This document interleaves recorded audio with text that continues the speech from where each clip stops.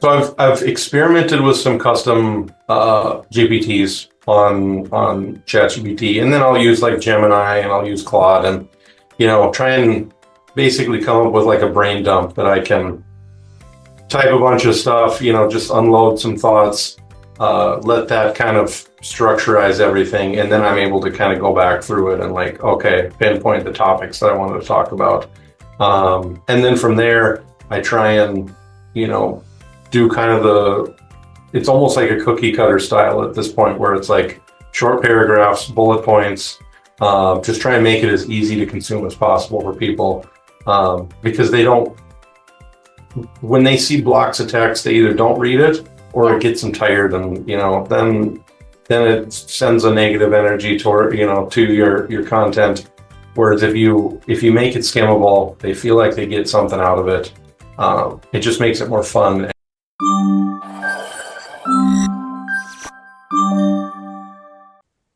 Hi guys, this is Eamon and I'm back with another episode of Mindful Marketing, and today we have Dustin with us, who helps businesses in social media, and he's one of the top creators on LinkedIn. And we have a very interesting topic to talk about, which is my favorite as well. That's how to portray your positive energy on LinkedIn. So all over to you, Dustin. So how do you actually portray your positive energy on LinkedIn and coming up every day? And I also see that you're posting on Sundays as well. So how do you cope up with that? True. Yeah. So what I do is just try and stay upbeat. I get straight to the point. Usually use some bullet point numbered lists of just action items, and then if I do get any sort of negative responses to it, I generally just use the approach of curiosity more and just trying to understand where they're coming from. And then if it's something that really is not a constructive conversation, I just ignore it. So if you ignore negativity, it dies. Yeah. I mean, it just, yeah. So a lot of people, they face burnout. Even when I started my journey, I also had, a lot of burnout. So how do you actually, cope up with burnout and actually show positive energy when it comes to specifically LinkedIn? Sure. Yeah. So what I do is I schedule out all my posts. I batch create my content. I'll recycle posts so that it fills up my content calendar. So I never feel drained with that. And I've even started to play with three posts per day now. And then I don't really hold myself to a standard for keeping up with comments. I try and keep up with engaging with at least the first hour or so, and then I'll kind of comb through it. I'll react to every single comment and go back and to previous posts and do that. But that way you just never really like hold yourself to a standard that you can't really keep up with. So set up the systems with content, engage when you can, and that kind of thing. So I've seen that you use your images a lot on your carousels as well. So is there any psychology behind that, using your image? Do you want to create a more personalized feeling, or is it just because you like it? Yeah, so the idea behind what I've done is the content that I create is like a magazine cover. Yeah. So I try and use my image, mostly my image, just to build some familiarity. It probably portrays some importance, like authority.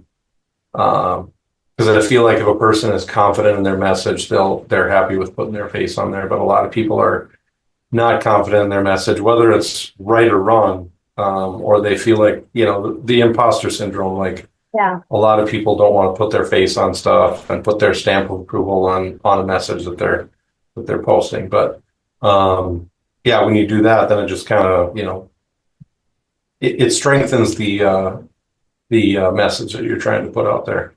That's amazing. So a lot of people also use AI. I think all of us use AI when it comes to, creating content for LinkedIn. But your content is actually very personalized. It looks like Dustin is speaking, for example. So how do you make sure that your own personality is reflected in your content while also using AI? Because a lot of people struggle with that as well. Sure. Yeah. So I've experimented with some custom GPTs on ChatGPT, and then I'll use like Gemini and I'll use Claude, and try and basically come up with like a brain dump that I can type a bunch of stuff, just unload some thoughts, let that kind of structurize everything, and then I'm able to kind of go back through it and like, okay, pinpoint the topics that I wanted to talk about. And then from there, I try and, do kind of it's almost like a cookie cutter style at this point where it's like short paragraphs, bullet points, just try and make it as easy to consume as possible for people.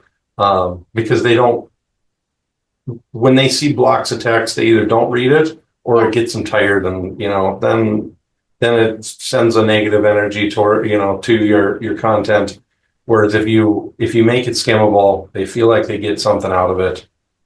It just makes it more fun, and That's right. people are drawn to it more. Yeah. So what's your favorite, content format? Which format do you think is the best to actually send, your positive energy online? I know that you build a lot of carousels as well, but what do you think that which type of, content format will help you to actually deliver your positive energy through the digital space? I would say, yeah, carousel perform well consistently, regardless of the of what the platform is pushing at the time, and it works pretty well across platforms. Video, I would say, is still number one. I just haven't got myself into it yet, and it's probably one of those confidence things. I haven't really done a lot of recording of myself on camera, but that I would say is probably number one. Carousels are number two, and video is just number one because you can put it into a carousel, you can put it into a text post, you can put it into an image post. It can be a lot of different things. You also post a lot of quotes. I've seen that as well. And a lot of people are actually against posting quotes on LinkedIn. So, but your quotes actually perform very well. Even I like them, I comment on them as well. So how do you think it is important to actually go with, it's not always important to have educative type of, content and carousels all the time. So what's your opinion on that? Sure, yeah. So it's kind of I've always kind of done a primary, secondary strategy in terms of content, and it's more of like some people might recognize it as like a top of the funnel, middle of the funnel, bottom of the funnel kind of thing. Whereas my marketing is my primary stuff, educational, all that good stuff, and then the quotes are supposed to be more of like a philosophical, value aligned. Just kind of share my beliefs to try and strengthen the connection. And it also kind of builds two different audiences too, because it hits two different time zones, two different formats, two different styles even completely. So yeah. That's right. So what are the three most impactful ways you think that you can actually deliver your positive energy online? Because we are talking a lot about posting, but there's another way that, you can comment on people's posts as well. And that's also another way to actually deliver energy. So what do you think? How much is commenting basically important? What other ways can you actually find out to actually deliver your energy online, whether it's through DMs as well? Sure. Yeah. Appreciation DMs are huge. Reaching out and just saying, hey, I like what you're doing, or like pinpoint like specifics, hopefully, because the broader the message, the more generic it feels and less personalized.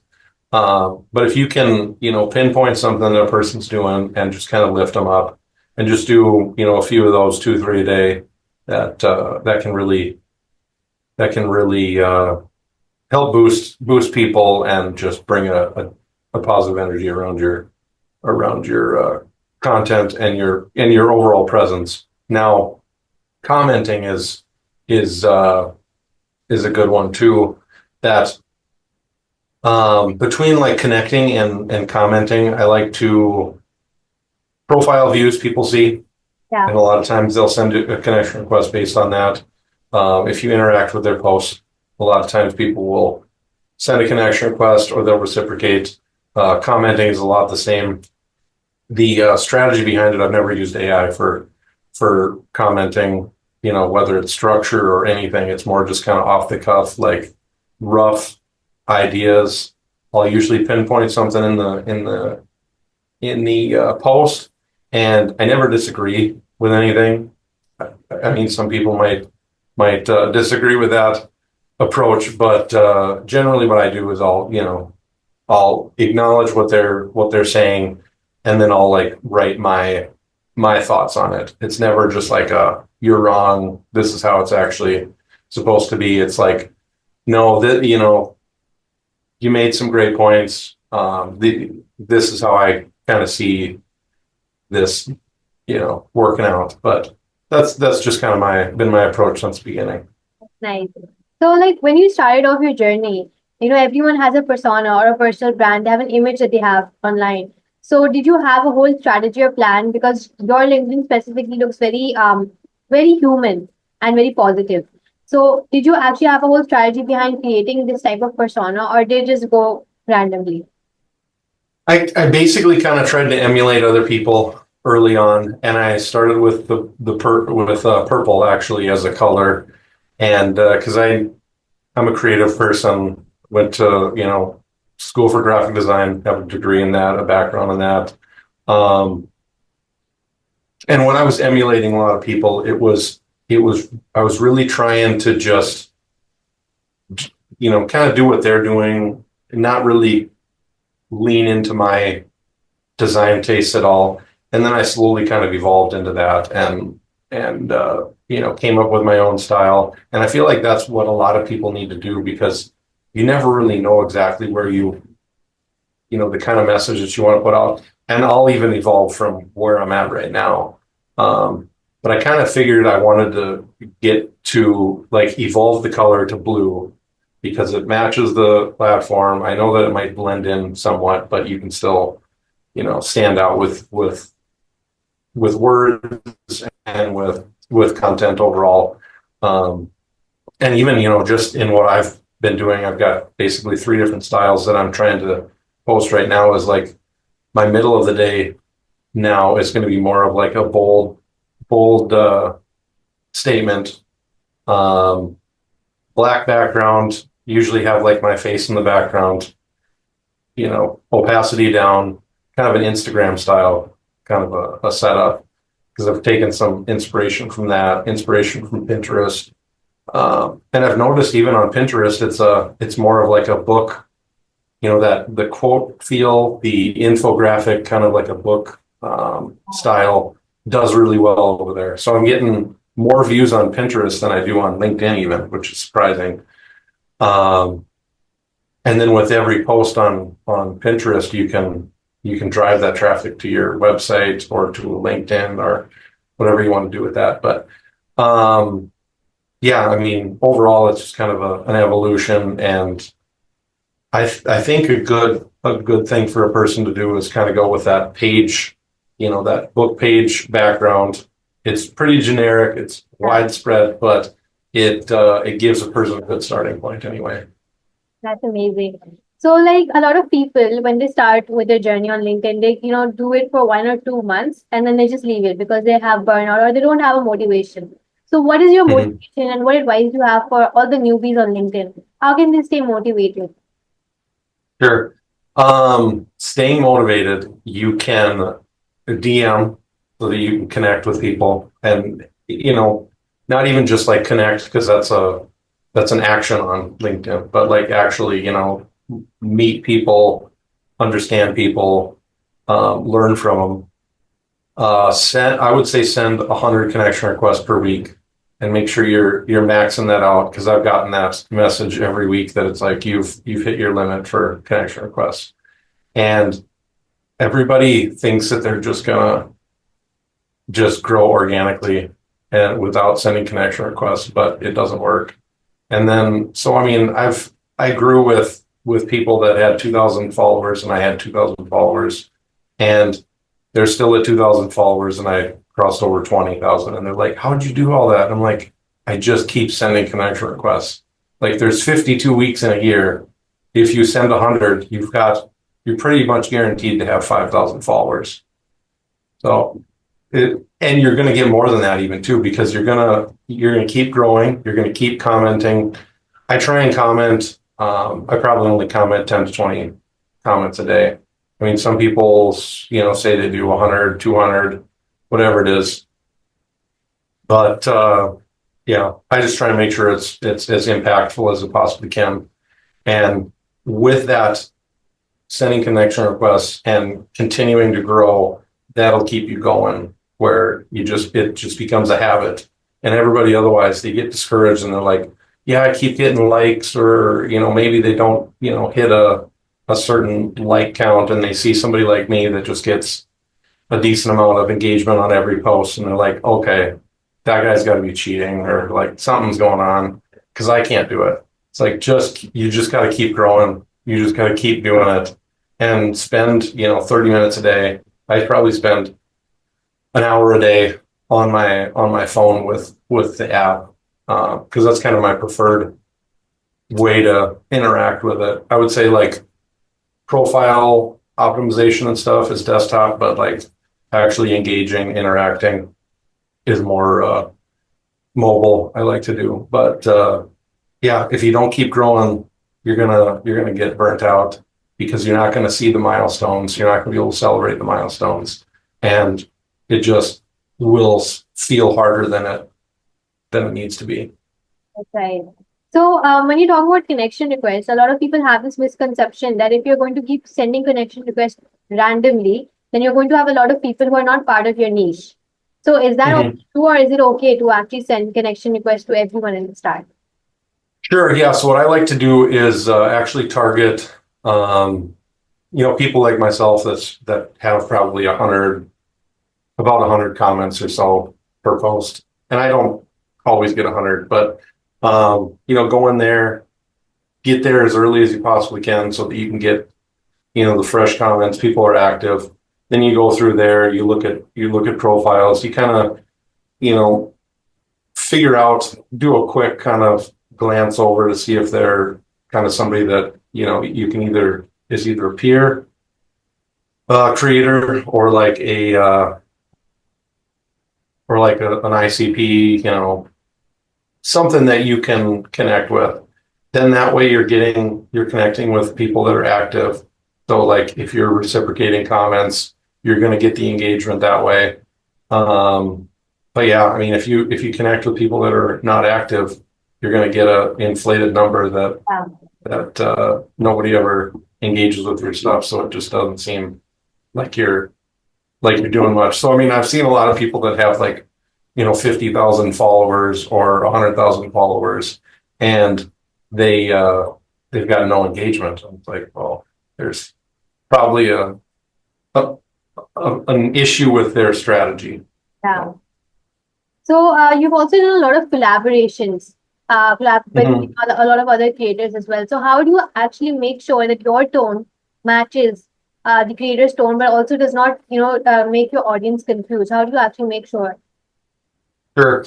When I started that, I had about 5,000 followers, and I did have a few that just kind of bombed, because I was, doing different stuff that was like leadership and like health and I'm interested in all those topics, but my audience really isn't necessarily interested or knows me for that. So it was kind of an issue with alignment. So now what I do is, make sure that we can come up with a shared topic that hits both of our niches, and then I generally like to look at their, a decent amount, like a couple months worth of their posts, and try and figure out what performed well and what performs well for me, what performs well for them, and then just kind of merge those two together so that it's like almost a guaranteed success. And then from there, I want to have them have some engagement. So, because I get a lot of people that reach out to me about collabs, and so what I do now is like, you got to hit a certain engagement number, but if you're not there yet, I'll help you get there. Like I'll tell you exactly what you need to be doing. And then, so I've had a few different people that actually took me up on that. They did get to that number, and then we did a collab. So it's kind of fun. It's like, I'm not going to tell you no, but like, just not right now. Cause I want it to be beneficial for both of us, but I also want you to take it seriously. Because a lot of people, they just, they want to collab and they want to, try and get some extra followers off of a relationship. But like, I wanted to be in it for the right reasons. Right. So a lot of people, they also run out of ideas and, they don't know what to post. You already told me that you have a content calendar, so that obviously makes it easier. But how do you actually come up with new ideas every day or every week? Sure. So yeah, I generally recycle my stuff either, 1 month, 2 months, 3 months down the road. And then, I'll ask ChatGPT about topic ideas, and then I'll start writing about it, because you really just need to, the more that you learn, because you're going to constantly be consuming on LinkedIn, on YouTube, on Instagram, on Pinterest. The more you learn, like each topic, it can just give you a sentence and you're like, oh yeah, I've got a viewpoint on that. I've got lessons on that. I've got experience on that.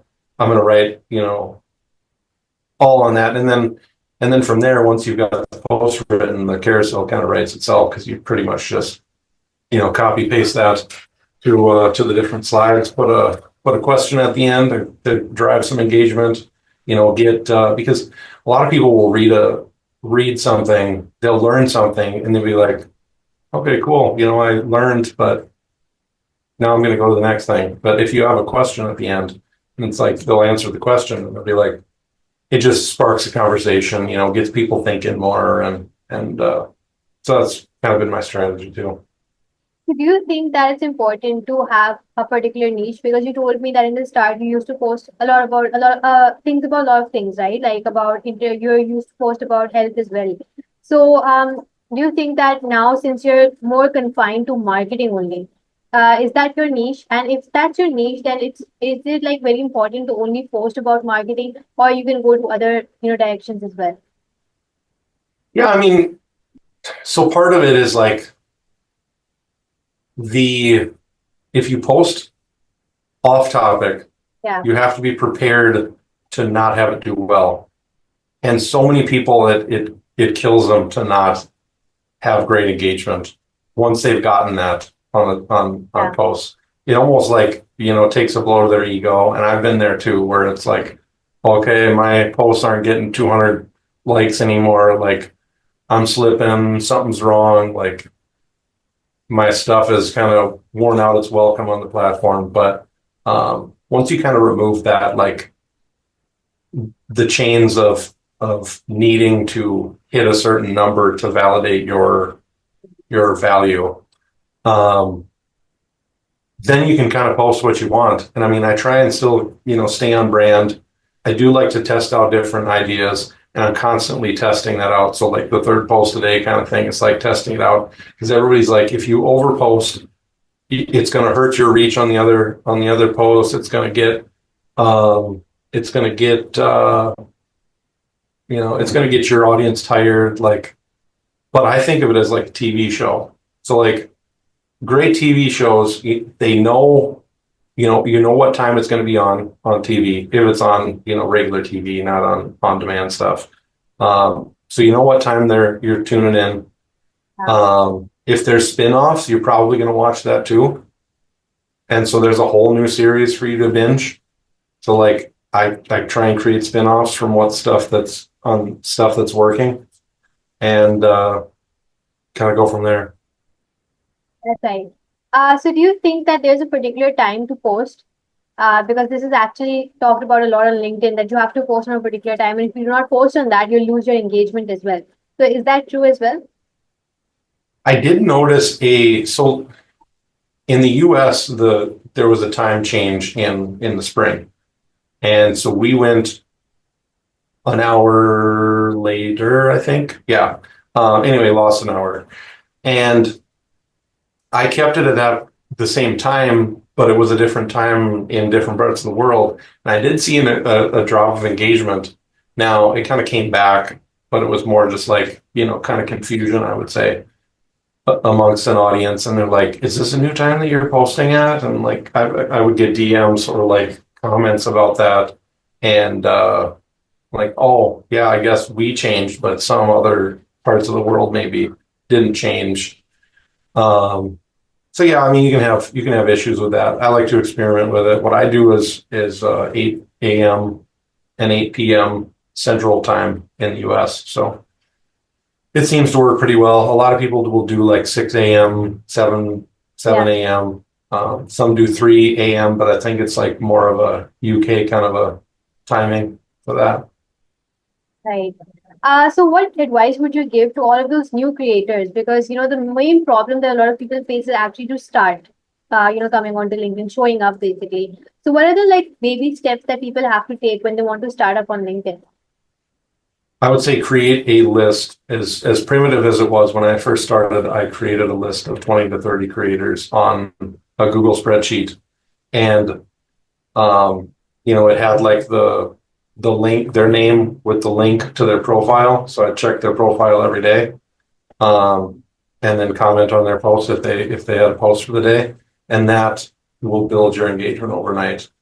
And before that, I'd probably spent a couple months of just posting constantly, and you get 1 to 2, pity likes from coworkers or family, and beyond that, you're never going to grow. So the content alone isn't going to do it. The relationships that you build up will do it. And then that there's almost like a certain point where you get engagement, and that engagement, brings more engagement because people are like, oh, they want to,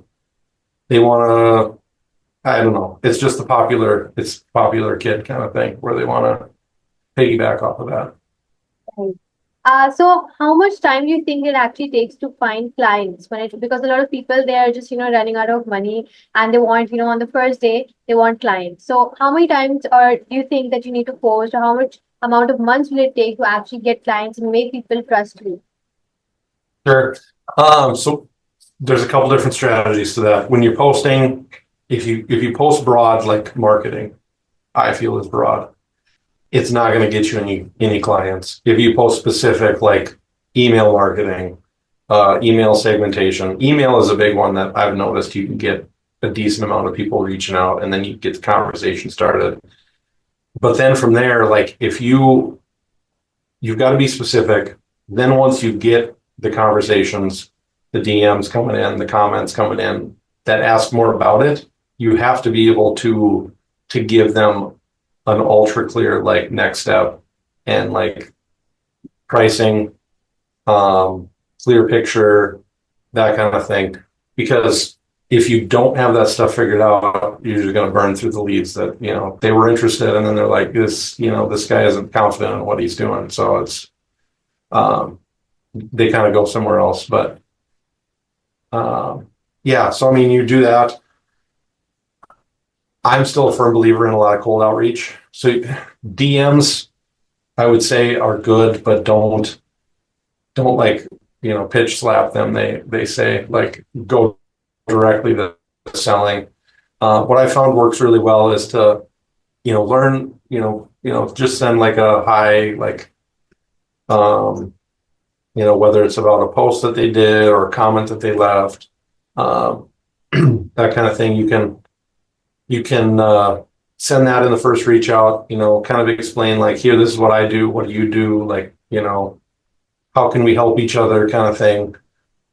But yeah, 99% of the stuff that I get in the DMs is just like a straight sales pitch, and I ignore most of them.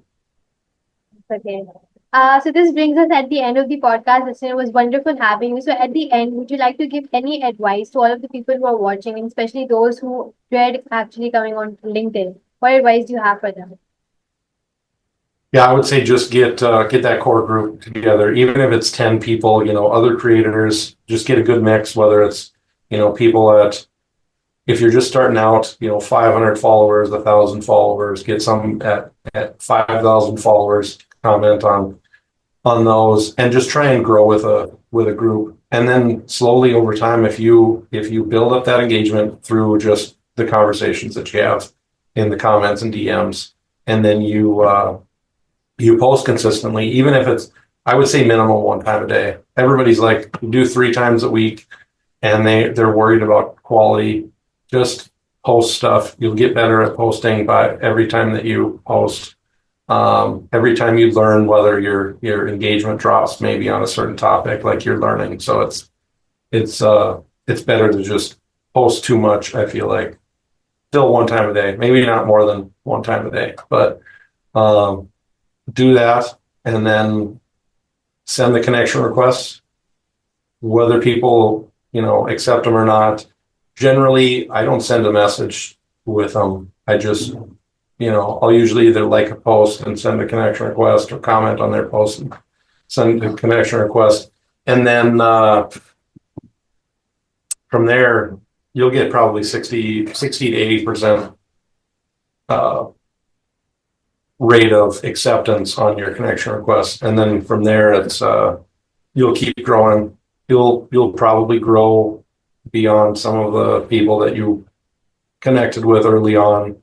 They'll either quit or they'll just be stagnant and not grow. But you just have to keep the habits up and keep the daily efforts going, and then you'll keep growing. And then from there, you'll see the progress, and you'll keep going.